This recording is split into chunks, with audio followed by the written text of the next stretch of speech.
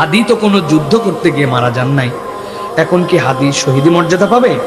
প্রিয় ভাইরা, আল্লাহ রাব্বুল আলামিন কোরআনে বলেছেন, যারা আল্লাহর রাস্তায় সরাসরি জিহাদ করে, কিতালে যায়, এরপরে মারা যায়, এরা হচ্ছে তাবাকাতান, শহীদের 1 নম্বর মর্যাদা, গ্রেড 1। এটাই হচ্ছে প্রকৃত শহীদ, যেখান থেকে দরজা নির্ধারিত হয়।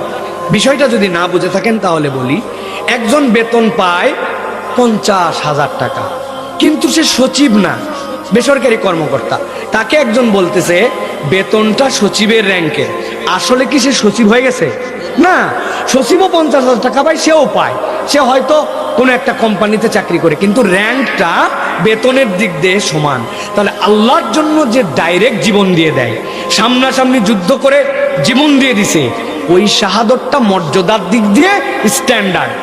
আল্লাহ নবী এর পরে বলছেন, কেউ যদি নিজের সম্পদ রক্ষা করতে যে, কেউ যদি অধিকার রক্ষা করতে যে, ডাকাত বা অন্য কারো দুষ্কৃতিকারীর আক্রমণে কেউ আগুনে পুড়ে যে, অথবা কোনো এমন একটা বিপর্যয়কর মৃত্যু যেই জায়গাতে সে প্রাকৃতিক বিপর্যয়, তাহলে আল্লাহ তাকে শাহাদতের দরজা দান করে দিবেন। সুবহানাল্লাহ বলেন।